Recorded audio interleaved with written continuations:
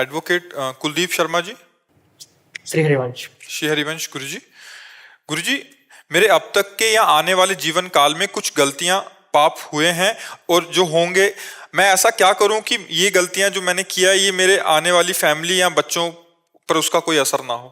भगवान का स्मरण करो, उनसे प्रार्थना करो और पाप की लघुता और गरिमा पर विचार करो।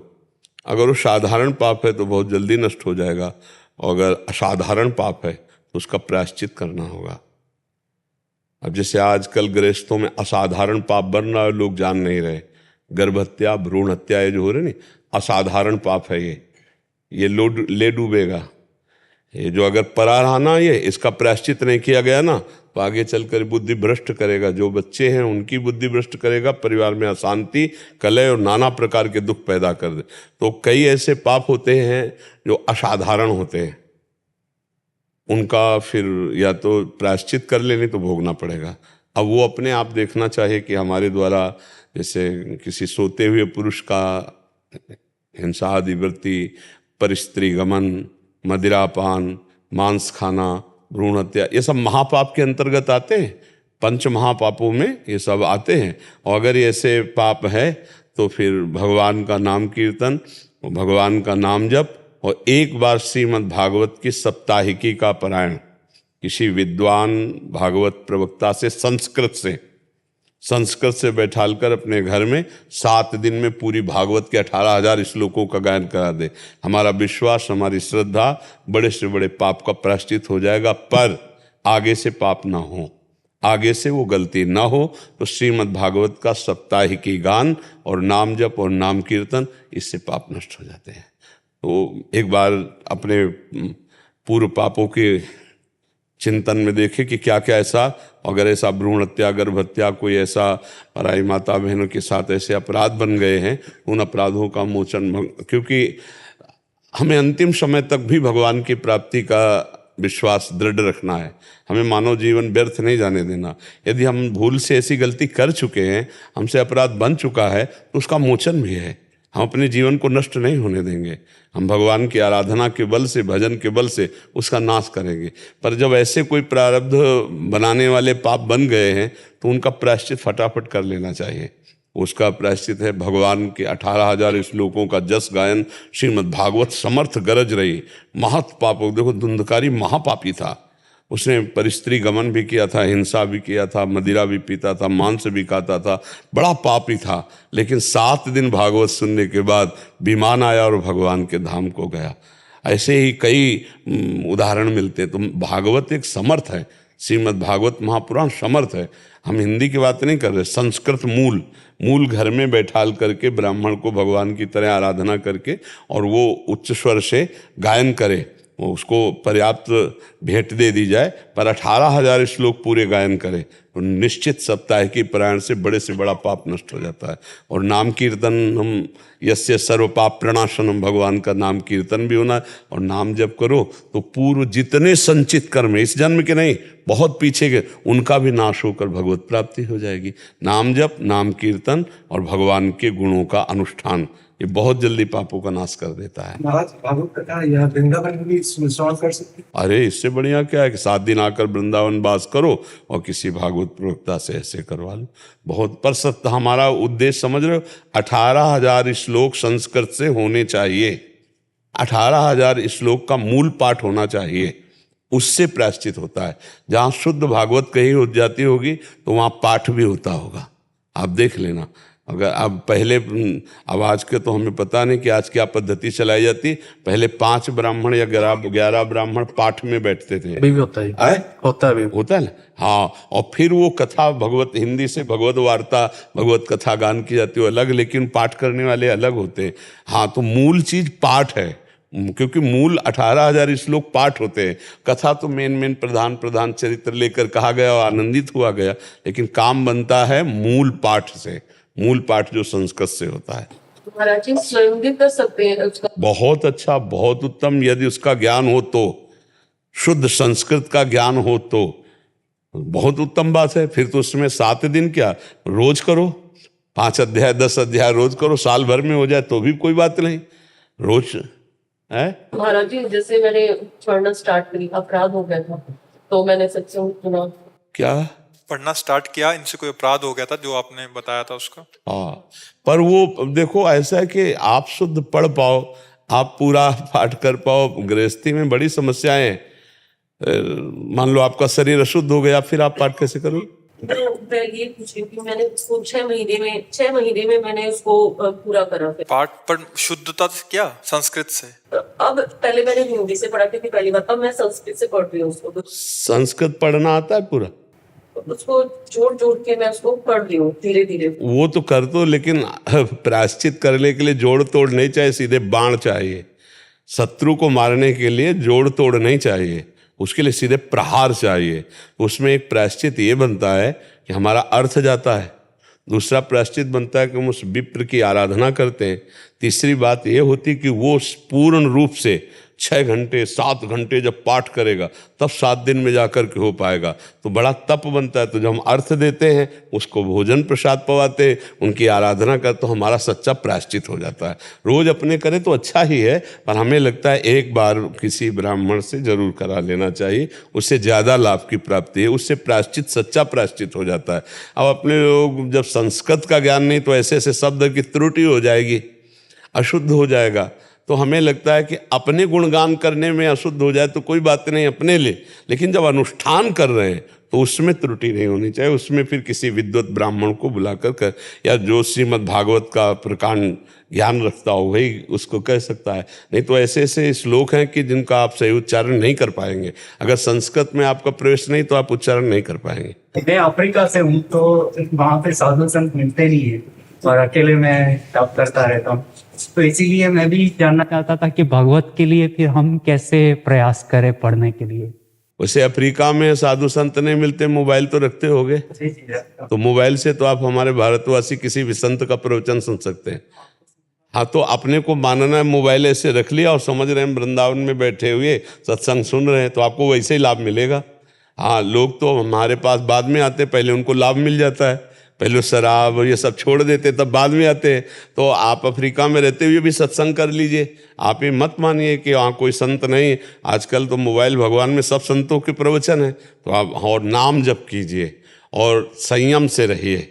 चाहे कहीं भी रहो, सब जगह सकल भूमि गोपाल की आमे अटक, क्या कि अफ्रीका में भगवान नहीं है क्या? एक पैर लंबा किया तो ब्रह्मलोक तक फैला दिया 52 रूप में, दूसरा तो नीचे के सब लोग नाप लिए। तो हम तुम है तो नजदीक है, कहीं हमारे तुम्हारे लिए अफ्रीका दूर है, भगवान के लिए थोड़ी दूर। जहाँ पुकारोगे वहीं कहो, सो कहाँ जहाँ प्रभु नाई वहाँ भी भगवान है ना। आप खूब हिम्मत करके नाम जप करो, और कभी कभी जब मन आया करे तो तीर्थों की यात्रा करो। अपने भारत देश में आ गए, और जैसे हरिद्वार है, बद्रीनारायण, केदारनाथ, काशी है, वृंदावन, इनमें बड़ा पावर है। वैसे मैं हर साल 1 महीने के लिए यात्रा पे निकलता हूँ। पिछले साल केदारनाथ, बद्रीनाथ, बहुत हेमकुंड सुंदर। साहिब गया था। इस साल मैं बोधि गया, फिर काशी होके, अयोध्या होके, वृंदावन आए। बहुत सुंदर, बहुत धन्यवाद। ऐसे ही करोगे ना, हाँ, तो भागवतिक का आपके अंदर परमाणु आएंगे, और फिर अफ्रीका में रहो, भजन करो, कोई परेशानी नहीं। ठीक है? हाँ, आनंदित रहो। पत्नी रोज पाठ करती है भागवत का 3 से 4 घंटे, संस्कृत में करती है जी, तो मतलब वो अपने लिए करती हैं उसको। बहुत सुंदर है, कर सकते। जब से उन्होंने आपकी कथा में सुना था तब से वो कर रही है। हाँ, बहुत सुंदर, बहुत। आप नाम जप करते हैं? थोड़ी, मैं आपसे दीक्षा लिया, मैं 8 महीने हो गए हैं। हाँ। मैं आपसे एक प्रार्थना करने आया था कि हमारे घर में ना, जैसे युगल रूप नहीं है हमारे घर में ना, जगन्नाथ जी की सेवा होती है। तो हमारे जैसे आपसे दीक्षा हो रखी है पत्नी की, और आपसे पत्नी हमारी, तो हम चाहते हैं अब युगल रूप भी अपने घर में, हाँ, रखना। क्योंकि हमारी जो बिटिया है वो 11 साल की है। वो 6 महीने से मेरे पीछे पड़ी हुई है कि पापा आपने महाराज जी से दीक्षा लिया है, तो आपने युगल रूप आप घर में रखो, क्योंकि जगन्नाथ जी की सेवा करते हैं आप लोग, तो आप युगल रूप आप ले। हाँ, ले लो। श्री जी मानो प्रेरित कर रहे हैं बिटिया के रूप में। हाँ, ले आओ, ठाकुर को ले आओ, और जब नए ले आना फिर हम तुम्हें पद्धति बता देंगे, घर में अपनी सेवा करो। युगल सरकार। राकेश कुमार जी, राधे राधे। राधा वल्लभ श्री हरिवंश गुरुदेव, आपके चरणों में कोटि कोटि प्रणाम। सदगुरुदेव भगवान, मेरी 4 महीने पहले आपसे दीक्षा हुई है, और आपके बताए हुए दिनचर्या को आप ही के बल से निभाने का पूर्णतः प्रयास कर रहा हूँ। पर मुझे कभी ऐसा लगता है कि मेरे में भजन का अहंकार पुष्ट ना हो जाए। जैसा कि आप अपने सत्संग में कहते हैं कि साधक में दैन्यता होनी चाहिए, दैन्यता को बनाए रखने के लिए क्या करना चाहिए ताकि इसकी भजन भी का चिंता अहंकार मत करो। जब शरणागत हो गए हो, जो अस्पताल में भर्ती हो गए, तो कब कौन सा इंजेक्शन देना है, कब कौन सा टेबलेट देना है, ये डॉक्टर के ऊपर रहता ना। ऐसे हम जब भगवान की शरण में हैं, गुरुदेव भगवान की शरण में, यदि हमारे अंदर अहंकार उत्पन्न होगा तो नष्ट कर देंगे। हमें भरोसा रखना चाहिए कि हम जिनकी शरण, अब हम ऐसे काल्पनिक सोच करके कहीं ऐसा न हो जाए, कहीं ऐसा न हो जाए। यदि शरणागत होकर अपने विषय की खुद चिंता करता है तो उसे अपने इष्ट पर, परमेश्वर पर भरोसा क्या है? अगर हमें भरोसा है तो मुझे चिंता नहीं, चिंतन करना है। अनन्यस चिंतयन्तो माम ये जनाः परिपासते तेषाम नित्याभियुक्तानाम योगक्षेमम वहाम्यहम्। भगवान क्या करें? योगक्षेमम वहाम्यहम्। योग माने जो अप्राप्त है उसकी प्राप्ति कराना, क्षेम माने जो प्राप्त है उसकी रक्षा करना। ये इष्ट और गुरु का, ये इष्ट और गुरु का है। हम उनके आश्रित रहें, हम चिंता क्यों करें? हम नाम जप करें, हम उनकी आज्ञा के अनुसार चलें। हम में जो दोष हैं उनका त्याग भी वही कराएंगे। हम में जो गुण हैं उनका अभिमान ना हो, क्योंकि उन्हीं के प्रसाद से हमें मिला है। तो अभिमान हम कैसे करें? मिली हुई वस्तु पर हम अभिमान कैसे करें? मेरी उपज थोड़ी है, वो तो गुरुदेव ने दिया है, वो तो इष्ट ने दिया है, तो मैं अभिमान क्यों करूं? तो हमें मस्त रहना है। ये परमार्थ चिंता, शोक, भय, विषाद इसका मार्ग नहीं, ये आनंद का मार्ग है, मस्ती का मार्ग है। अगर इसमें भी परेशान रहे तो फिर और कौन सा मार्ग है जहाँ आनंद मिल सकता है? अध्यात्म भरोसे का मार्ग है। हम गुरु का भरोसा करें, हम इष्ट का भरोसा करें। हम में कोई दोष आएगा तो वो हमारे दोष को हटा देंगे। हमें कोई विपत्ति आएगी वो हमें बचा देंगे।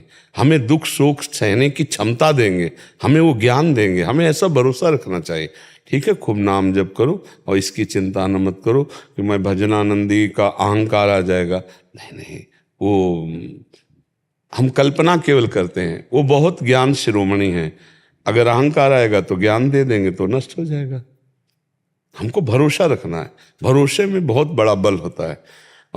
भरोसा अगर नहीं तो बिन विश्वास भगति नहीं, ते बिन द्रवहि न राम, राम कृपा बिन सपन्यु, जीव न लह विश्राम। पता नहीं इस मंत्र से लाभ मिलेगा कि नहीं, पता नहीं इससे हमारा मंगल होगा कि नहीं, ऐसे संशय नहीं करते, आगे बढ़ते हैं। एक बार हमने शरीर संसार को दिया, एक बार हम प्रभु को दे के देखते हैं। धंधा है। एक बार हमने मन, बुद्धि, चित्त, शरीर सब संसार को दिया तो जब से सृष्टि हुई आज तक हम उबर नहीं पा रहे। अब एक बार गुरु को दे देते हैं, घाटा मुनाफा जो होगा देखा जाएगा। एक बार भगवान को दे देते हैं, एक बार हम भगवान की आज्ञा में चलते हैं, एक बार गुरुवाणी की आज्ञा में चलते हैं, देखते हैं क्या लाभ मिलता है। तो आज तक कोई बूढ़ा नहीं है संसार समुद्र में जिसने गुरु का भरोसा कर लिया, जिसने भगवान का भरोसा कर लिया। जिसने अहंकार का भरोसा किया वो तो डूब गया माया में, लेकिन जिसने गुरु का भरोसा किया वो कभी नहीं डूबा। आज तक इतिहास साक्षी है, क्योंकि गुरु परमेश्वर का नाम है।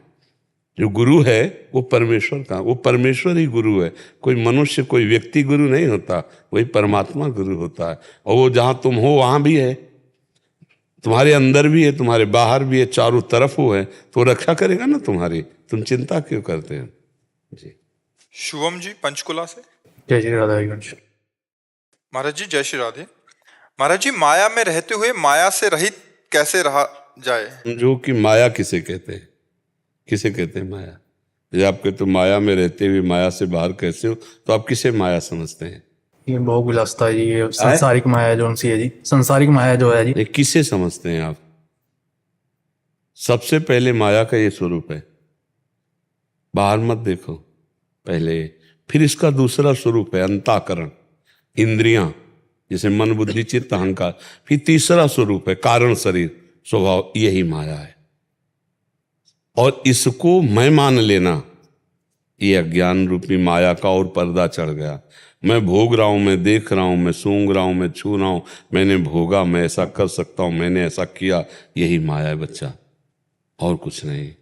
माया और कोई नहीं। जैसे पूरे ट्रक के माल का अगर पता लगाना हो तो एक बोरा में परखी लगा दो तो पूरे ट्रक का दाम निश्चित कर देता है व्यापारी। हर बोरे को खोल के थोड़ी देखता है। ऐसे पूरे विश्व ब्रह्मांड का एक ही है बोरा, पूरा माल यही है। जो ये है वही पूरा विश्व ब्रह्मांड में, पूरा पांच भौतिक माल है। इसमें जो अंदर है वही पूरे विश्व ब्रह्मांड में, दूसरा कोई नहीं। इसे जान गए सब कुछ जान गए। देखो अपने को कहाँ जाने हो, आज तक नहीं जाने ना। अब ये बात रही कि इस माया में रहकर मैं माया से कैसे मुक्त हूं। इसके दो उपाय हैं। एक है ज्ञान योग, ज्ञान के द्वारा प्रकृतिजन्य रचना का त्याग करके अपने स्वरूप में स्थित हो जाना।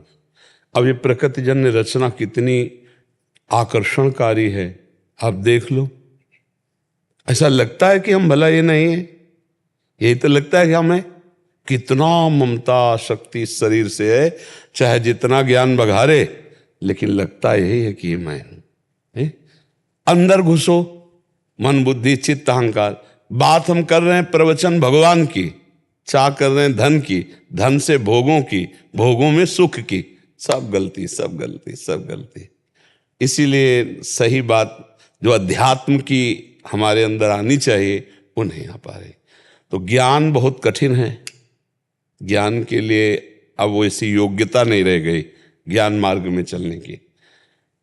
देखो बातें बनाने से ज्ञान मार्ग नहीं प्रकाशित हो जाता। आजकल बातें बहुत ज्ञान की होती हैं। भोग विलासिता संसार की है, देह भाव में स्थित है, और बात ज्ञान की कह रहे हैं तो भैया हलवा हलवा कहने से पेट नहीं भर जाता। हलवा की प्रक्रिया जान लेने से स्वाद नहीं मिल जाता। हलवा बनाओ और फिर खाओ, तब समझ में आएगा। तो ऐसे ब्रह्म ज्ञान की केवल बातें कर लेने से ब्रह्म बोध तो हो नहीं जाता। नायम आत्मा प्रवचने न लभ्या, उपनिषद कहता है। ना बहुधा मेधया बहुना श्रुतेन, बहुत ज्ञान हो जाए, बहुत बुद्धि प्रवीण हो, बहुत सुन, इससे नहीं होता। जो गुरु की शरण में होकर साधना करता है, साधन चतुष्टय बड़ा कठिन है ज्ञान का, साधन चतुष्टय बहुत कठिन है। अब क्या करें, एक सरल उपाय है, भगवान की शरण में हो जाना, गुरु की शरण में हो जाना। हमारे ब्रह्म हैं गुरुदेव, हम उनके चरणों का आश्रय ले लिया। अब वो हमको कहते हैं नाम जप करो, सेवा करो, परहित करो। हम बिल्कुल वैसे चल रहे हैं जैसे आदेश कर रहे हैं। तो मानो हम गुरु की नाव में बैठ गए और गुरु खेने वाले हैं और हम बहुत समुद्र से पार हो गए, बस उनकी आज्ञा में चले। तो सरल उपाय है गुरुदेव की आज्ञा में चलना। देखो हम साकार में फंस गए हैं, तो जैसे कांटा लग जाए तो कांटे से ही कांटा निकाला जा सकता है, ऐसे ही हम जब साकार भावना गुरुदेव को ब्रह्म मान लेते हैं कि हमारे गुरु साक्षात परब्रह्म, तो यहीं से सवाल हल होना शुरू हो जाता है। चाहे वो निराकार का उपासक हो, चाहे सगुण साकार का उपासक हो, बिना गुरु भक्ति के न ज्ञान होता है न भगवत प्रेम होता है। अगर प्रेम है तो वो ज्ञान स्वरूप होता है, यदि ज्ञान है तो ज्ञान स्वरूप तो है ही। बिना शरीर और संसार का राग छूटे भगवत आनंद की प्राप्ति नहीं होती। तो अब क्या करें, शरीर को भगवान की सेवा का यंत्र माने। इस शरीर से जो कार्य हो एक एक घंटे में भगवान को समर्पित करते रहो। सत्संग में तो सुना होगा। और नाम जप करो, और दूसरों का कभी अहित ना होने पावे। हमारी वाणी से, हमारे शरीर से, हमारे मन के संकल्प से, तो निश्चित हमारे हृदय में ज्ञान प्रकाशित हो जाएगा। निश्चित हम इस माया से तर जाएंगे। पर नाम निरंतर चलना चाहिए। जो गुरु ने नाम दिया है, अगर नाम जप नहीं चल रहा तो भाई मेरी कोई मान्यता नहीं परमार्थ की। चाहे हम जो भेष, चाहे जो साधन करें। देखो हम जैसे व्रत रह रहे हैं, या हम उघार रहे हैं, कपड़ा नहीं पहन रहे, या हम गर्मी में या पंचाग्नि ताप रहे हैं, या हम जल, है तो सब शरीर की बात ना, है तो सब शरीर के साधन। अंदर में क्या अंधकार दूर करने के लिए साधन हो रहा है, ये तो बाह्य साधन है, तप है। लेकिन अंतःकरण जो अंतर में है, वहां ज्ञान प्रकाशित करने के लिए साधन क्या है? बोले गुरु मंत्र। गुरु ने जो नाम दिया, जब वहां चलता है तो वहां ज्ञान का प्रकाश होता है, और बाहर जब तप होता है तो शरीर पवित्र होता है। तो अगर बाहर का तप ना हो, वो अंदर का भजन हो तो हो जाएगा, लेकिन बाहर का तप है, अंदर का भजन ना हो तो नहीं होगा। इसलिए गृहस्थी में रहते हुए अपने परिवार को भगवान का स्वरूप मानो, समाज सेवा में जो आपका भाव बने, जब जैसा संयोग बने करो, नाम जप करो, हर कर्म भगवान को समर्पित कर दो, माया से मुक्त हो जाओगे। ये तो सर्वाणि कर्माणि मयि सन्न्यस्य मत्पराः अनन्येनैव योगेन माम ध्यायन्तु उपासते तेषामहं समुद्धर्ता मृत्यु संसार सागरात्। भगवान कहते हैं उसका मैं स्वयं उद्धार कर देता हूँ जो सारे कर्म मेरे समर्पित करके मेरा भजन करता रहता है। अब आपको चिंता नहीं करनी, आपको चिंतन करना है। ठीक है, समझ रहे आप? नशा कोई मत करो, गंदे आचरण मत करो, किसी को सताओ मत, तो अपने आप भगवान ज्ञान प्रदान कर देंगे। अपने आप आपकी बुद्धि शुद्ध होने लगेगी, आपके विचार शुद्ध होने लगेंगे। देखो कितने विचार शुद्ध हुए कि संत महात्माओं के पास आके बैठ गए। अगर अशुद्ध विचार हो तो इधर तुम्हें गाली देने का मन होगा, तुम्हें जुआ खेलने का मन होगा, व्यभिचार करने का मन होगा, शराब पीने का मन होगा, गंदी बातों का। साधु महात्माओं के पास जाके बैठने का थोड़ा मन, तो बुद्धि पवित्र हो रही। ऐसे और पवित्र हुई तो जैसे आप हमारे पास बैठने के लिए खड़े रहे, प्रयास किए, ऐसे आप भगवान से मिलने के लिए प्रयास शुरू कर दोगे। एक बार मैं भगवान को देखना चाहता हूँ। देखो आपने देखना चाहा ना, तो आप सामने बैठे हो ना, ऐसे ही चाहत पक्की कर लो कि चाहे जितना मुझे कष्ट पड़े मैं भगवान को प्राप्त। 1-1 घंटा, 2-2 घंटा, 3-3 घंटा लोग खड़े रहते हैं यहाँ, मान लो किस बात के लिए? दर्शन के लिए। अब यार कुछ हो जाए, एक बार तो मिल के जाएंगे। तो ऐसे ही अब कुछ हो जाए, इस संसार से जाने के पहले एक बार भगवान से मिलूंगा, मिल जाओगे। ऐसे ही मिल जाओगे जैसे आप प्रयास कर रहे हो ना, ऐसे प्रयास ठान लो केवल। इसीलिए हम कहते हैं तुम भगवान के अंश हो, जो ठान लोगे पक्का कर लोगे। तुम अपने स्वरूप को संभालो, अपने स्वरूप को पहचानो। अब हम लोग इतना भोगों में, विषयों में फिसल गए कि हिम्मतें नहीं पड़ती ऊपर चढ़ने की। ऐसा लगता है मैं इन भोगों के बिना नहीं जी सकता, ऐसा लगता है ना। ये हमारी कमजोरी दूर हो जाती है जब हम उपासना करते हैं। आपको कुछ नहीं चाहिए, आप स्वयं आनंद स्वरूप है। आपका स्वरूप ही है शिव, आप भगवत स्वरूप हैं। और हम भूल गए अपने स्वरूप को, तो अब शुरुआत करें बाहर से, फिर अंदर आ जाएंगे। तो अंदर ही जितना आनंद है वो सब अंदर है। आपके हृदय में भगवान है, आपके हृदय में ज्ञान है, आपके हृदय में प्रेम है, वो जागृत करना है। आप दिव्य शक्ति संपन्न है, आप कोई साधारण नहीं है, दिव्य शक्ति। आप उसको जागृत करो, जितना जागृत कर ले, यही साधना है।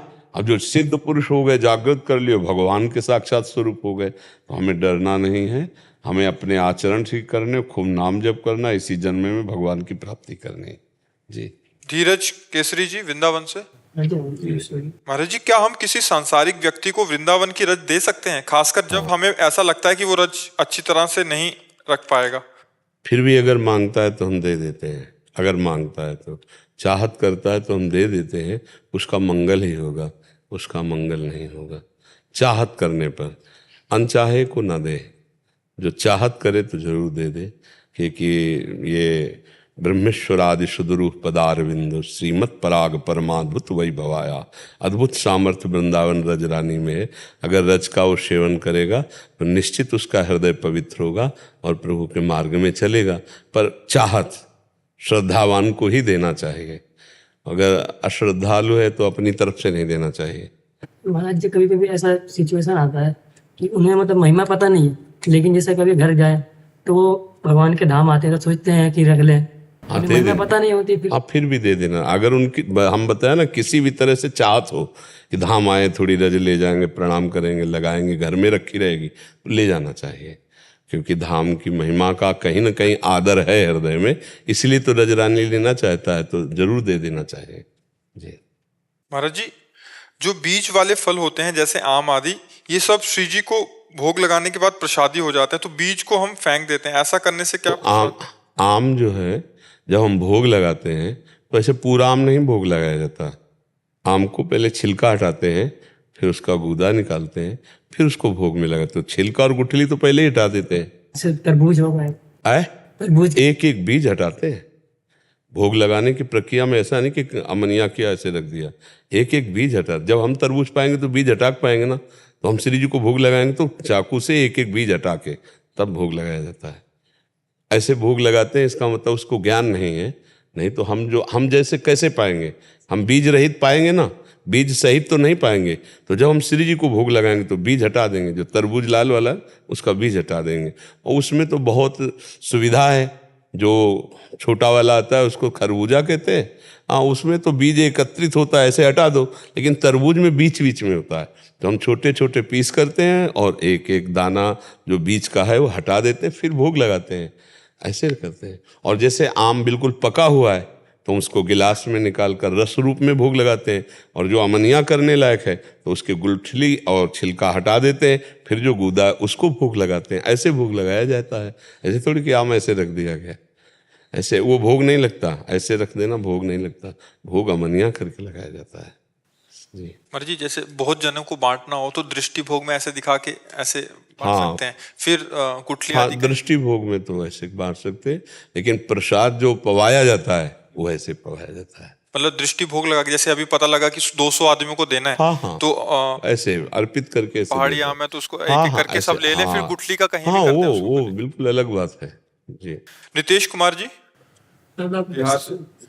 राधे राधे। गुरुदेव, गुरुदेव आपने मेरा जीवन ही बदल दिया, आप हमें पहले क्यों नहीं मिले? हे गुरुदेव भगवान, आप मेरे जीवन में एंट्री होते ही हमने वो सारे कर्म छोड़ दिए जो हम पिछले काफी समय से करते थे। बहुत बढ़िया बच्चा, धन्यवाद कि आप बात माने। तो जब से माने तब से चल दे, पीछे की बात कोई चिंता मत करो। आज से हमारा दिमाग सही हो गया, आज से हम सही मार्ग में चलेंगे तो हमारा जीवन मंगल में हो जाएगा, पीछे की बातें सब क्षमा हो जाएंगी ना। आप अच्छे से चलो। महाराज जी, हम नियमित नाम जप करने का भी अभ्यास करता हूँ और सत्संग भी सुनता हूँ। महाराज जी, सत्संग तो सुनता हूँ लेकिन सिर्फ 5% ही बात दिमाग में रहती है, ऐसा क्योंकि अभी बुद्धि में पवित्रता नहीं आई जो पकड़ सके। ये सत्संग, ये भागवतिक बातें ऐसे थोड़ी कि कोई भी बुद्धिमान होगा पकड़ लेगा, बिल्कुल नहीं पकड़ पाएगा। चाहे जितना PhD पढ़े हो, सामने बैठा लो, जब तक वो नाम जप करके बुद्धि को पवित्र नहीं करेगा तब तक हमारी बातें नहीं पकड़ पाएगा। उतना ही पकड़ पाएगा जितनी बुद्धि पवित्र है, नहीं तो बिल्कुल नहीं पकड़ पाएगा। और बिल्कुल का ना पढ़े हो और खूब नाम जप करे, पवित्र आचरण हो, वो हमारी बात पकड़ने लगेगा। बुद्धि जितनी निष्पाप होगी उतनी संतों की बात पकड़े। जब राधा बाबा से कोई प्रश्न करता तो पूछते थे तुम कितना नाम जप करते हो, तो नहीं, तो बिल्कुल उत्तर नहीं देते थे। कहते थे 1 लाख रोज नाम जप करो और 1 महीने बाद आना, फिर हमारी बात सुनना। क्योंकि संतों की बात पकड़ने के लिए जो बुद्धि की पवित्रता चाहिए वो होनी चाहिए, नहीं तो ऐसे ऊपर ही ऊपर निकल जाएगी। क्या बोल रहे हैं, क्या कह रहे हैं, समझे में नहीं आएगी, बुद्धि पकड़ ही नहीं पाएगी। इसलिए नाम जप पर ज्यादा ध्यान दो तो सत्संग अपने आप समझ में, और जब सत्संग समझ में आ जाएगा तो फिर जीवन का जैसे जितना समझ में आया उतना बदलाव हुआ ना। जैसे तुमने गंदी बातें छोड़ दी ना, ऐसे इस शरीर का राग भी छूट जाएगा। जब समझ ठीक हो जाएगी तभी आप भगवत स्वरूप हो गए। इसी शरीर के फंसने में हम ऐसे फंस गए कि हम देख रहे हैं, हम भोग रहे हैं, हम सुन रहे हैं, हम चल रहे हैं, हम खा रहे हैं, हम कर रहे हैं। यही हमारे जन्म मरण का हेतु हो गया, कर्ता भाव और भोक्ता भाव। जिस समय बुद्धि पवित्र होगी तो इसका भी निर्णय निकल आएगा कि ये मैं नहीं हूँ, ये शरीर मेरा नहीं है, ये भोग वासनाएं मेरी नहीं है, मैं अलग हूँ, ये अलग है। बिल्कुल अलग अलग दिखने लगेगा जब बुद्धि पवित्र हो जाएगी। इसलिए खूब नाम जप करो, दूसरों की सेवा करो, किसी भी जीव को कष्ट ना होने पावे, तो अब फिर अंदर ज्ञान प्रकाशित हो जाएगा।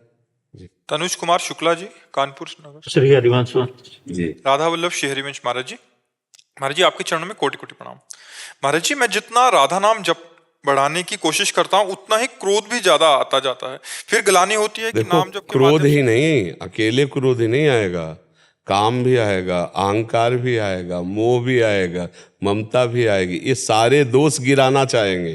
पर चतुर खिलाड़ी क्या है, जैसे आपको पता चला क्रोध आ गया तो क्रोध दुश्मन है ना, शत्रु पक्ष है, माया पक्ष का है, हमारे भक्ति को नष्ट करने वाला है। इसलिए हम इसको सहे, चुप शांत। क्रोध को सहनशीलता से नष्ट किया जाता है, अलग अलग नष्ट करने के उपाय। क्रोध को क्षमा से नष्ट किया जाता है। कोई हमें गाली दे रहा है या कोई हमें क्रोध दिला रहा है, उस समय शांत, अंदर से एकदम गुस्सा आ रही, किसको गाली दे के बात करे तो मुस्कुरा के बड़े गंभीरता से बात करो। क्रोध को क्षमा से पी जाओ, काम को विवेक के द्वारा। इतना भोगा, इतना सब किया, आज तक कुछ हाथ नहीं लगा, अब क्या मिल जाएगा? नहीं भाई नहीं, राधा राधा राधा राधा राधा राधा।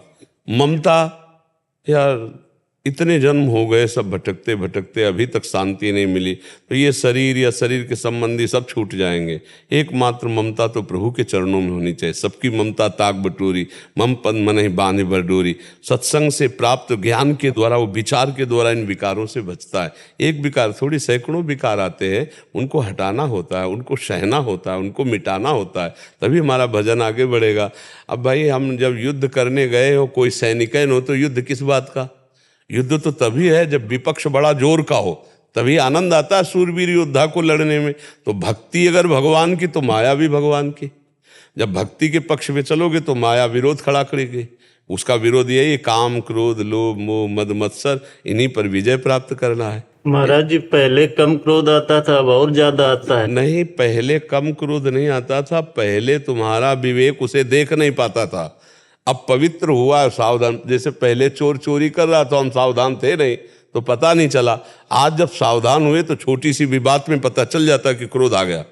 तो ये विकार पहले इससे ज्यादा थे, आज वो दिखाई देते हैं। जैसे जी, हमें लगता है कि श्री जी हमारी नाराज हो जाएगी, हम इतना क्रोध कर रहे बेकार। नहीं, श्री जी तो कभी नहीं नाराज होती। पहली बात तो बैठा लो दिमाग में, ने कहूँ न रिस कहूँ, भूल हूँ न होत सकी, रहत प्रसन्न सदा ही मुख हास है। ऐसी सुकुमारी प्यारे लालजू की प्राण प्यारी, धन्य धन्य धन्य तेजे उनके उपास। पर हमें गुस्सा नहीं करना, और कहीं कहीं गुस्सा जानबूझ के करना है। ये बात समझे ना, दोनों बातें समझनी। हमको कोई गाली दे, हमारा कोई अपमान करे, हम गुस्सा नहीं करेंगे। लेकिन हमारे इष्ट का कोई अपमान करे, हमारे गुरु का अपमान करे, हमारे धर्म की बात हो, फिर हम गुस्सा करेंगे। अच्छा, एक जगह और गुस्सा करना, बच्चा है गलत जा रहा है, अब हम उसको गुस्सा करके संभालने की बात दिखा रहे। गुस्से का एक नाटक होता है, और एक होता है अंदर से जलन गुस्सा होना। हमें गुस्से का नाटक जरूर करना है।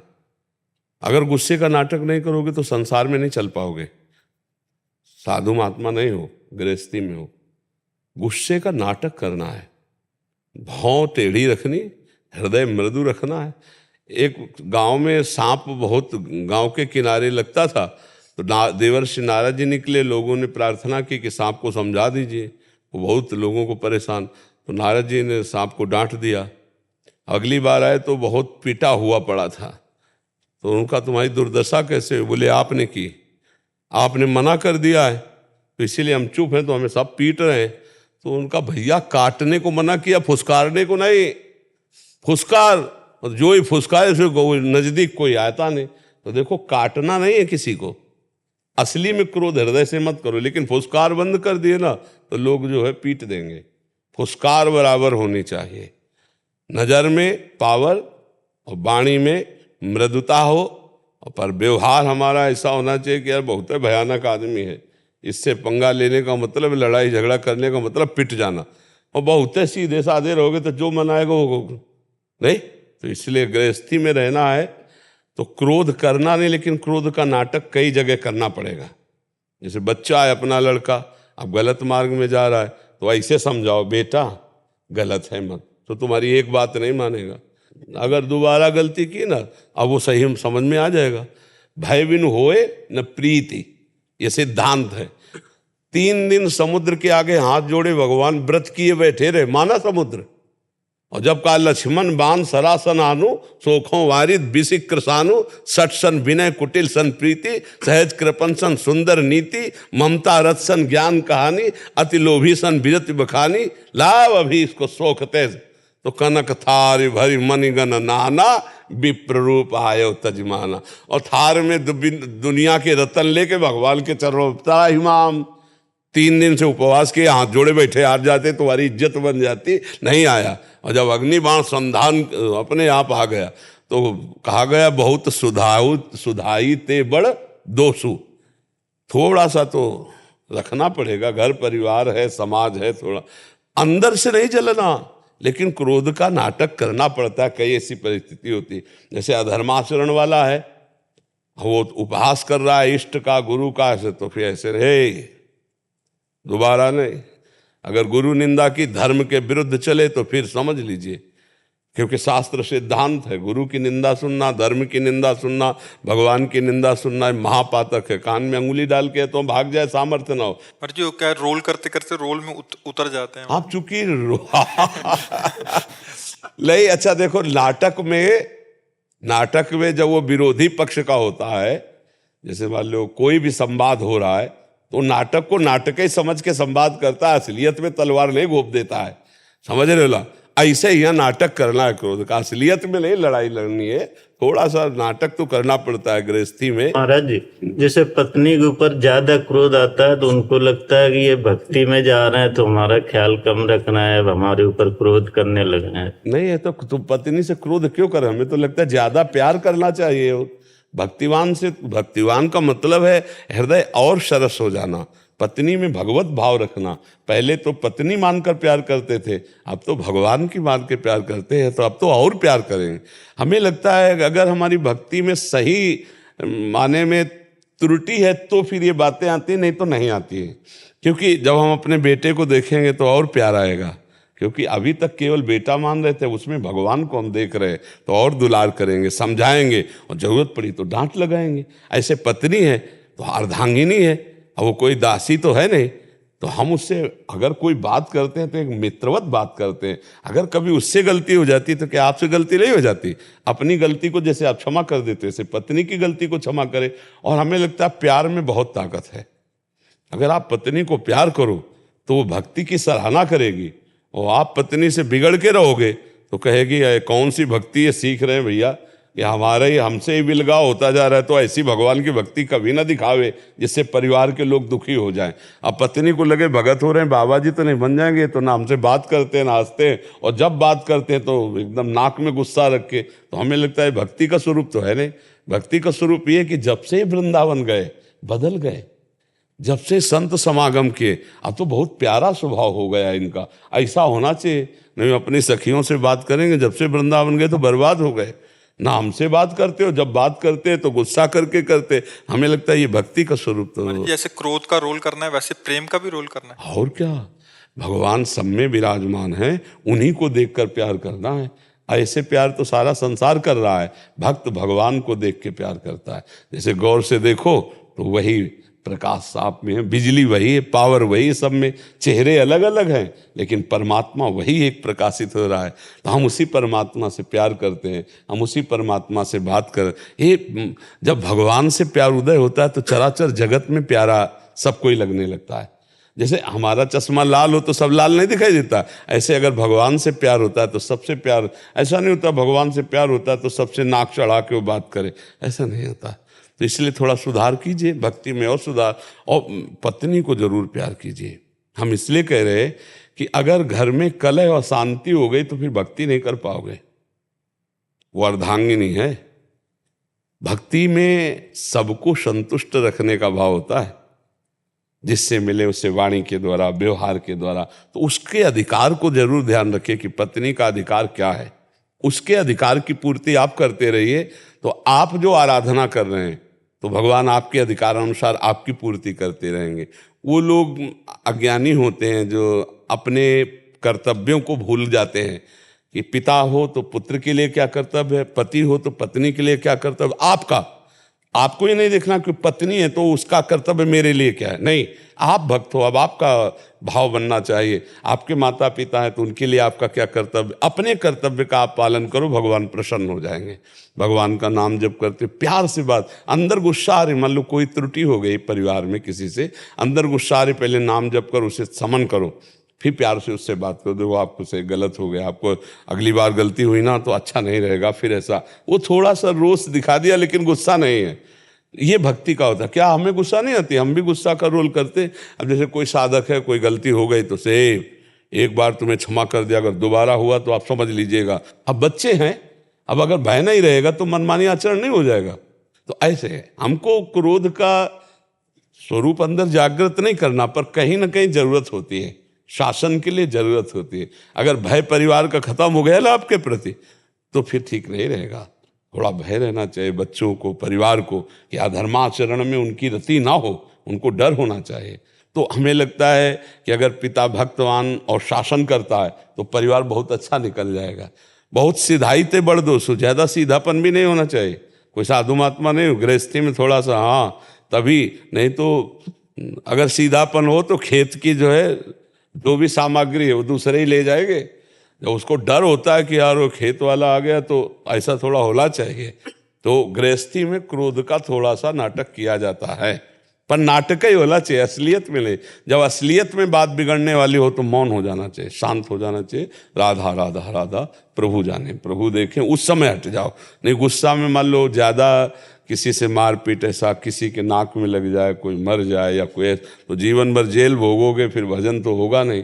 तो हाथ पैर चलाने वाला क्रोध ना आना चाहिए, वो ऐसे थोड़ा शासन दिखाने वाला तो ठीक है ना जी।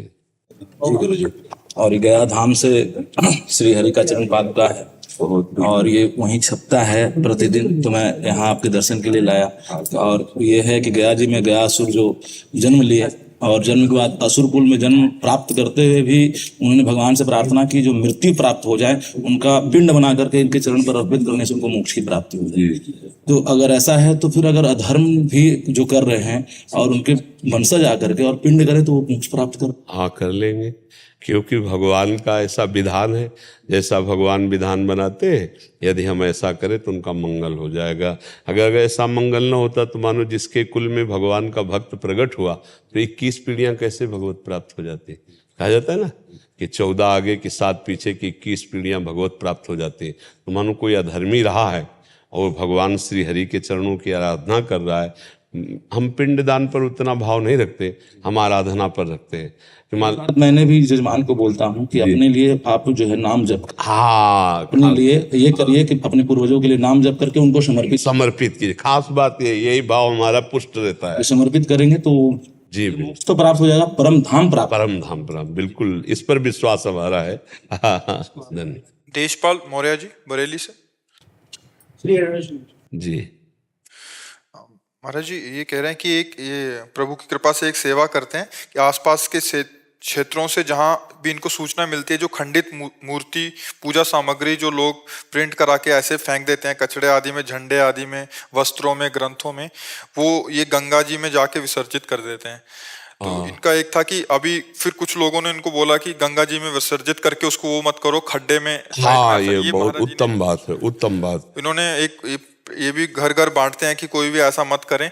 ये तो कह रहे हैं कि उसको किसी नदी में बहाएं, बट आपका ये कहना है कि वो छुपाएं ही क्यों, मतलब वस्त्र आदि पे या जो भी ऐसा है। क्यों पहले भी मैं इसलिए महाराज जी बार बार पढ़ देता हूँ, ये बहुत गहरा रोग हो गया है कि वो बार बार औषधि चाहिए उसकी कुछ समय में। देखो, जब तक हमें परमार्थ का ज्ञान नहीं है तो हम अपने स्वार्थ के लिए अपने गुरुजनों का, भगवान के नाम का प्रयोग करने लगते हैं। जैसे दुकान का नाम रख दिया और उसी के नाम के फिर झोले छापे। दुकान का नाम रखा भागवती और उसी के बैग अपनी दुकान का प्रचार प्रसार कर। अब वो बैग में भगवान नाम लिखा हुआ है या प्रभु का रूप बना हुआ है। अब सामान लाए तो बैग को तो बैग की तरह, थैले की तरह फेंक दिया। जैसे कई ऐसे मिठाई के डिब्बे बनते हैं जिनमें भगवान नाम, कई ऐसी बहुत सी सामग्रियाँ होती, लोग सामग्री का प्रयोग करके उसे फेंक देते हैं। आज स्वार्थ की इतनी बढ़ोतरी हो चुकी है कि ना तो नाम का सम्मान किया जा रहा है, ना रूप का सम्मान किया जा रहा है। भगवान के रूप बना बना करके ऐसे थैले, ऐसे कार्डों में ऐसे फेंक देते हैं लोग, अपमानित कर देते हैं, या जो छवि पुरानी हो गई उसे फेंक देते हैं। तो हमें लगता है कि हम कैसे भगवत आराधना कर पाएंगे जब हम अपने भगवान के रूपों का अनादर करते हैं, भगवान के नाम का अनादर करते हैं, यहाँ तक कि ग्रंथ का अनादर करते हैं। आप देखो, जब जो ग्रंथ पुराना हो जाता है उसे रद्दी में बेच देते हैं। एक बार एक कागज में एक सामान आई थी तो उसमें वो देखा वो गीता जी का पन्ना था तो किसी ने दे दिया होगा। ऐसे नहीं, देखो ग्रंथों का, गुरु ग्रंथ का कैसे सम्मान किया जाता है। हमारे सिख भाईजन देखो कैसे सम्मान करते हैं, गुरु ग्रंथ का कैसे सम्मान करते हैं। विराजमान करके सिंहासन पर चवर करते हुए हाथ जोड़ के तब पढ़ा जाता है। उतना छपवाओ जितना सम्मान हो सके, उसको ऐसे मत जो भगवान का रूप है, भगवान की वाणी है, भगवान का नाम है, जितना आदर करोगे उतनी भक्ति प्रकाशित होगी। आजकल तो अब कैसे बतावे, जो दूसरों को उपदेश करते हैं वो अपने नाम के लिए, अपना प्रचार प्रसार करने के लिए भगवान का रूप बना देते हैं, और तेज निकल रहा है उनके ऊपर पड़ रहा है, भगवान का नाम लिख देते हैं। बहुत तरह के ऐसे होते हैं। तो अब ये है, प्रार्थना है कि यदि आप परमार्थ अपना बचाना चाहते हो, अपनी दुर्गति नहीं चाहते हो, तो भगवान के नाम का अपमान मत करो, भगवान के रूप का अपमान मत करो, भगवान की ऐसी कोई छवि मत बनाओ अपने व्यापार के लिए जो लोग ऐसे फेंक देते हैं प्रयोग करके, और फिर अपमान का फल उसको मिलता है जो छपवाता है। ध्यान रखना। हमको भी ऐसी वस्तुएं बहुत सावधानी से, अगर कभी ऐसा कोई अगरबत्ती, धूप बत्ती या कोई पदार्थ में भगवान की छवि बनी, तो हम कैंची से उतनी छवि निकाल लेते हैं और फिर गंगा जी, यमुना जी जहाँ है किनारे जा कर के एक गड्ढा करते हैं और उस गड्ढे में वो ऐसे दबा देते हैं और थोड़ा प्रणाम करके बस चल देते हैं। अब जैसे हम यमुना जी में फेंक देते हैं और वो किनारे लग जाएगी तो पैरों में तो पड़ेगी, और बहुत ज़्यादा फेंकेंगे तो यमुना जल में भी नहीं। जैसे अब हम सब वृंदावन वासी मिल के फूल डाले ना, तो ट्रक 2 ट्रक रोज फूल यमुना जी में जाए, ट्रक 2 ट्रक, क्योंकि सबके ठाकुर हैं, सबका प्रसादी निकलता है। तो हमें चाहिए कि यमुना किनारे हमें गड्ढा कर ले और अच्छे से गड्ढा करके उसमें समाधिस्थ करके उन वस्तुओं को ऊपर से रच डाल दे, तो यमुना जल भी पावन बना रहेगा और यमुना जी के तट पर उनकी समाधि हो जाएगी। तो अच्छा है, आप ये जो कार्य करते हैं बहुत अच्छा है। लोगों को जागरूक कीजिए कि वो नाम, भगवान के श्री विग्रह, भगवान के रूप, इनका सम्मान करना सीखें। आज स्वार्थ के कारण लोग भूल रहे हैं। एक आए थे, उन्होंने कहा हम छापते हैं तो हमको भी पाप लगेगा। कहा हमारा तो भाई भाव यही है कि कर्ता और प्रेरक अनुमोदन तीनों को पाप लगता है। तो बोले हमारा तो व्यापार है, हमारा तो घर परिवार, तो हम क्या करें। हम कहा ये हम नहीं कह सकते, क्या हम तुम्हारे परिवार के पोषण का मार्ग भी नहीं रोक सकते और हम ये भी नहीं कह सकते कि आप छापो। अब आप विचार कर लो, यह मतलब ये कार्य हानिकारक है, आप देख लो। ये बोले आप आदेश करो। हम क्यों आदेश करें? अब हम आदेश कर दे बंद करो तो तुम्हारे परिवार का पोषण बंद हो जाएगा, हम आदेश करें हाँ तो अपराध बनता है। तो हमने बात बता दी, अब उसको आप देखो कि आप कैसे जियोगे, आप कैसे चलोगे। महाराज जी, जो आप ये जागरूकता कर रहे हैं, इससे बहुत एक इफेक्ट भी पड़ रहा है महाराज जी। हमें देखने को मिल रहा है उसका कि काफ़ी लोगों ने ये बंद भी कर दिया है। जैसे आपने बोला कि नाम भी भागवतिक ना रखे जाएं, वैसे वाले जो स्कूल आदि में, कॉपी आदि में, वो कहीं ना कहीं बाहर जाते हैं, तो इसका काफ़ी प्रभाव पड़ रहा है। हाँ बिल्कुल प्रभाव। हाँ, इसलिए हम बार बार भी इसको कर रहे हैं कि महाराज जी ये बहुत ज़्यादा स्तर पे मतलब अविद्या होने के कारण। हाँ बिल्कुल बिल्कुल बिल्कुल। अब वही नाम है जिसकी हम आराधना करते हैं, वही रूप है जिसको हम भगवत भाव से मानते हैं। अब वो जूते के नीचे, पैरों के नीचे पड़े और लोग ऐसे कबाड़ में फेंक दिए तो अपराध नहीं बनेगा। खरीदने वाले को अपराध, बेचने वाले को अपराध और बनाने वाले को अपराध, तीनों को अपराध लगता है। पर यहाँ रुपया के क्या अपराध कौन देख रहा है? रुपया के आगे कुछ बुद्धि भ्रष्ट हो गई, लोग समझ नहीं रहे। कौन नरक और स्वर्ग की बात करता है? अभी वर्तमान में रुपया कमा रहे हैं, खा रहे हैं, मौज कर रहे हैं, ये नहीं देख रहे कि अपराध बनेगा तो सब नष्ट हो जाएगा। ये जो लोग होश में नहीं होते ना, पूरी फैक्ट्री में आग लगती है, शरीर रोगी हो जाते हैं, वंश परंपरा चलना मुश्किल हो जाती है, बहुत दुर्गति होती है। उसका कारण ये होता है। अच्छा, वो लोग सोचते हैं ना कि थोड़ा दान पुण्य दे करके हम इस पाप से मुक्त हो जाएंगे, तो जहाँ वो दान जाएगा उसकी भी बुद्धि भ्रष्ट होगी, वो और अपराध बनेगा। अपराधी वृत्ति से कमाए हुए धन से कभी दान पुण्य नहीं होता, कभी कुछ मंगल नहीं होता। ये लोग भ्रम में ना रहे, जहां जाएगा उसकी बुद्धि भ्रष्ट करेगा, उसका भी पाप तुम्हें लगेगा। इसलिए बहुत होश में धर्म पूर्वक रहे, नमक रोटी खाए तो चैन से जीवित रहेंगे, भगवान का भजन करे तो परलोक भी बन जाएगा।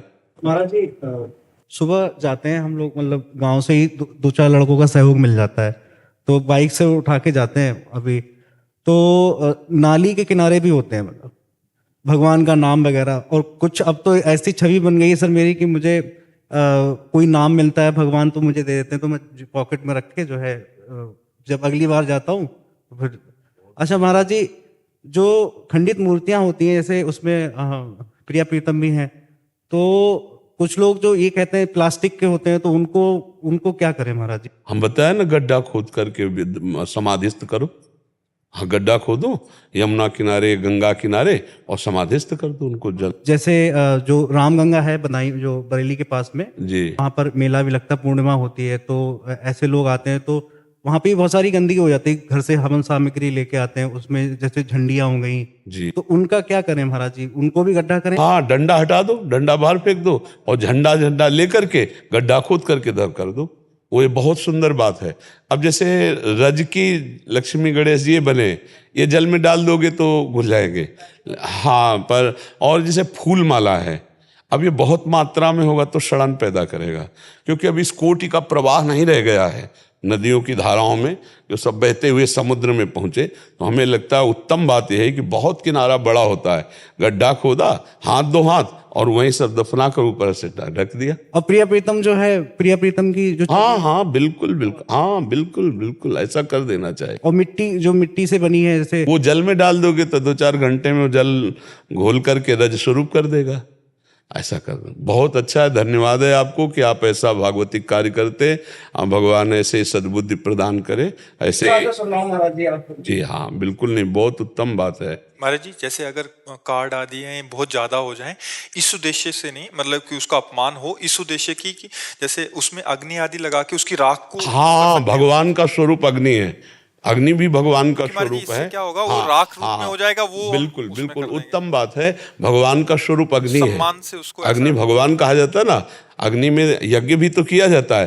तो जैसे कुछ ऐसे कार्ड हैं, कुछ ऐसे नाम हैं, हाँ ऐसे, तो हम उसे ये भाव करके कि भगवान अग्नि स्वरूप में विराजमान हो रहे हैं, और जब सब भस्म हो गया तो राख लेकर के हम यमुना जी में भी डाल सकते हैं, गंगा जी में भी ऐसा भी कर सकते हैं, बिल्कुल कर। उत्तम बात रहेगी, इतना ज्यादा सामान हो जाता। हाँ, भगवान जो है अग्नि स्वरूप है। अग्नि जिह्वा मनवा चक्षसो, ऐसा वेद में वर्णन आता है, भगवान अग्नि स्वरूप है। 15-20 लड़के इकट्ठे होके जैसे घाट की अगर सफाई करें, तो वहाँ जो मलबा होगा उसमें आग लगा सकते हैं महाराज? हाँ, आग लगा करके फिर उसको पुनः डाल सकते हो। हाँ, पुनः डाल सकते हो। हाँ, फूल है, माला है, चित्र है, ऐसे बहुत सी चीजें हैं, तो उनको जैसे अग्नि स्वरूप करके और उनको फिर कर, ऐसा कर सकते हैं। बहुत सुंदर है जी।